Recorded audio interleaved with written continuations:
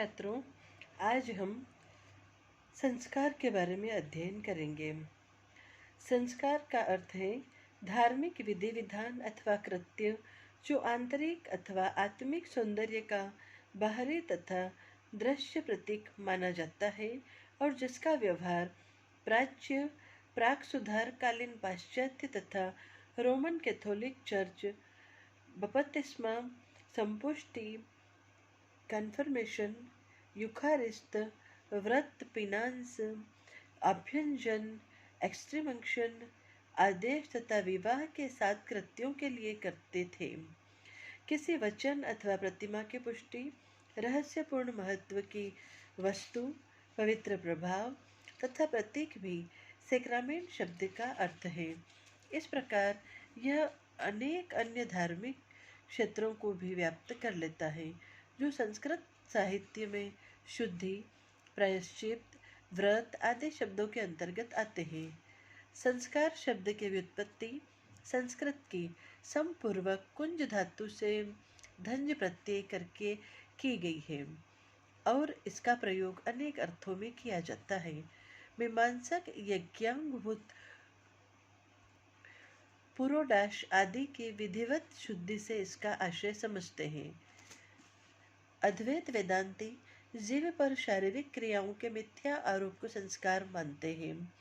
न्यायिक भावों को व्यक्त करने की आत्मव्यंजक शक्ति को संस्कार समझते हैं, जिसका परिगणन वैशेषिक दर्शन में 24 गुणों के अंतर्गत किया गया है। संस्कृत साहित्य में इसका प्रयोग शिक्षा संस्कृति प्रशिक्षण सौजन्य पूर्णता व्याकरण संबंधी शुद्धि संस्करण परिष्करण शोभा आभूषण प्रभाव स्वरूप स्वभाव क्रिया छाप स्मरण शक्ति पर पड़ने वाला प्रभाव शुद्धि क्रिया धार्मिक विधि विधान अभिषेक विचार भावना धारणा कार्य का परिणाम क्रिया की विशेषता आदि अर्थों में हुआ है। इस प्रकार स्पष्ट है कि संस्कार शब्द के साथ विलक्षण अर्थों का योग हो गया है जो इसके दीर्घ इतिहास क्रम में इसके साथ संयुक्त हो गए हैं। इसका अभिप्राय शुद्धि की धार्मिक क्रियाओं तथा व्यक्ति के दैहिक मानसिक और बौद्धिक परिष्कार के लिए किए जाने वाले अनुष्ठानों में से है जिनसे वह समाज का पूर्ण विकसित सदस्य हो सके। किंतु संस्कारों में अनेक आरंभिक विचार धार्मिक विधि विधान उनके सहवर्ती नियम तथा अनुष्ठान भी समाहित हैं, जिनका उद्देश्य केवल औपचारिक दैहिक संस्कार ही न होकर संस्कार्य व्यक्ति के संपूर्ण व्यक्तित्व का परिष्कार शुद्धि और पूर्णता भी है। साधारणतः यह समझा जाता है कि सविधि संस्कारों के अनुष्ठान से संस्कृत व्यक्ति में विलक्षण तथा अवर्णनीय गुणों का प्रादुर्भाव हो जाता है।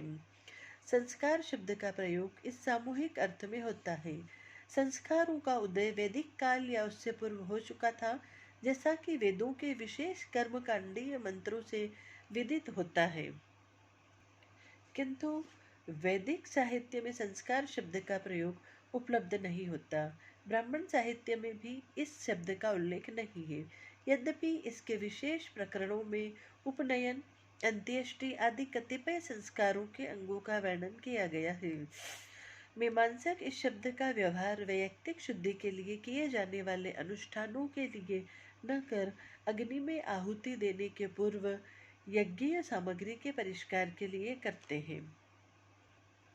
शास्त्रीय दृष्टि से संस्कार ग्रह सूत्रों के विषय क्षेत्र के अंतर्गत आते हैं।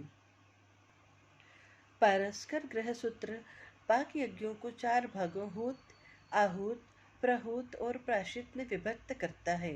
बोधायन ग्रह सूत्र पाक यज्ञों का वर्गीकरण हूत प्रहूत आहूत शुलगव बलिहरण प्रत्यवरोहण तथा अष्टका होम आदि के रूप में करता है। जब यज्ञ में आहुति दे दी जाती है तो उसे हुत कहते हैं। इसके अंतर्गत विवाह से सीमंतोन्नयन पर्यंत संस्कार समाविष्ट है। अग्नि में आहुति देने के पश्चात जब ब्राह्मणों तथा अन्य व्यक्तियों को दान दक्षिणा दी जाती है तो इसे प्रहुत कहा जाता है। इसमें जात कर्म से चोल पर्यंत संपूर्ण संस्कारों का समावेश हो जाता है। आहुति तथा ब्राह्मणों को दक्षिणा देने के अनंतर जब कोई स्वयं अन्य व्यक्तियों से उपहार प्राप्त करता है तो उसे आहुत कहते हैं। उपनयन और समावर्तन संस्कार इसमें अंतर्भुत है। इस प्रकार जिनका नाम आगे चलकर संस्कार रखा गया, यहाँ उनका निरूपण गृह यज्ञों के रूप में किया गया है। उनमें दैहिक पवित्रता तथा व्यक्तित्व की पूर्णता से संबंध कोई स्पष्ट दृष्टिगोचर नहीं होता। धार्मिक कृत्यों का केंद्र व्यक्ति नहीं बल्कि देवता है। अतः दैहिक संस्कारों सहित संपूर्ण यज्ञों का अनुष्ठान आराधन के लिए किया जाता है। व्याख्यानस स्मार्त सूत्रों में दैहिक संस्कारों तथा विभिन्न अवसरों पर देवाराधना के लिए संपन्न किए जाने वाले यज्ञों में अपेक्षाकृत स्पष्ट विभेद स्थापित किया गया है। इनमें पंच महायज्ञ, 7 पाक यज्ञ, 7 हविर यज्ञ और 7 सोम यज्ञ भी समाविष्ट हैं। ग्रह सूत्र साधारणतः विवाह से आरंभ कर समावर्तन पर्यंत दैहिक संस्कारों का निरूपण करते हैं। केवल पराशर, अश्रलायन तथा बोधायन आदि ही इसका वर्णन करते हैं। अश्रलायन ग्रह सूत्र में संस्कार के विभिन्न प्रकार बताए गए हैं, जैसे विवाह, गर्भाधान, पुंसवन, सीमंतोन्नयन, जातकर्म, नामकरण, चूड़ाकर्म, अन्नप्राशन, उपनयन, समावर्तन, अंत्येष्टि आदि। उसी प्रकार पारस्कर ग्रह सूत्र में विवाह, गर्भाधान, पुंसवन, सीमंतोन्नयन, जातकर्म, नामकरण, निष्क्रमण, अन्नप्राशन, चूड़ाकर्म, उपनयन, केशांत, समावर्तन और अंत्येष्टि ये 13 संस्कार बताए गए हैं। बोधायन ग्रह सूत्र में विवाह, गर्भाधान, पुंसवन, सीमंतोन्नयन, जातकर्म, नामकरण, उपनिष्क्रमण, अन्नप्राशन, चूड़ाकर्म, कर्णवेद, उपनयन, समावर्तन, पितृमेध इस प्रकार ये 13 संस्कार बताए गए हैं। जबकि वाराह ग्रह सूत्र में जातकर्म, नामकरण, दंतोंगमन, अन्नप्राशन, चूड़ाकर्म, उपनयन, वेद व्रतानी, गोदान, समावर्तन, विवाह, गर्भाधान, पुंसवन और सीमंतोन्नयन ये 13 संस्कार बताए गए हैं। वेखानस ग्रह सूत्र में ऋतु संगमन, गर्भाधान, सीमंत, विष्णुबलि, जातकर्म, उत्थान, नामकरण, अन्नप्राशन, प्रवासागमन, पिंडवर्धन, चौलक, उपनयन, पारायण, व्रतबंध विसर्ग, उपाकर्म, उत्सर्जन, समावर्तन और पाणिग्रहण यह 18 प्रकार के संस्कार बताए गए हैं। गौतम धर्मसूत्र 8 आत्मगुणों के साथ ही 40 प्रकार के संस्कारों का वर्णन करता है, जैसे गर्भाधान, पुंसवन, सीमंतोन्नयन, जातकर्म, नामकरण, अन्नप्राशन, चोल, उपनयन, 4 वेदव्रत, स्नान, सहधर्मचारिणी संयोग, पंच महायज्ञ, अष्टक, पार्वण, श्राद्ध, श्रावणी, अग्रहायणी, क्षेत्री,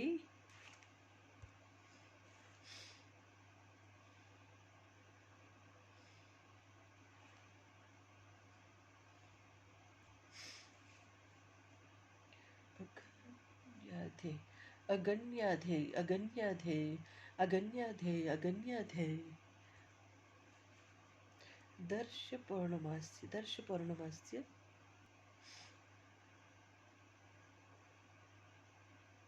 अग्रयाणेष्ठि, अग्रयाणेष्ठि, निरुट पशुपति, अग्रयाणेष्ठि, अग्रयाणेष्ठि, अग्रयाणेष्ठि, अग्रयाणेष्ठि,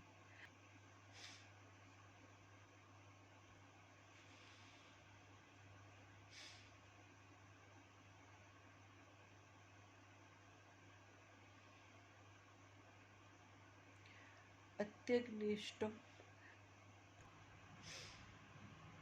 अब तो रियन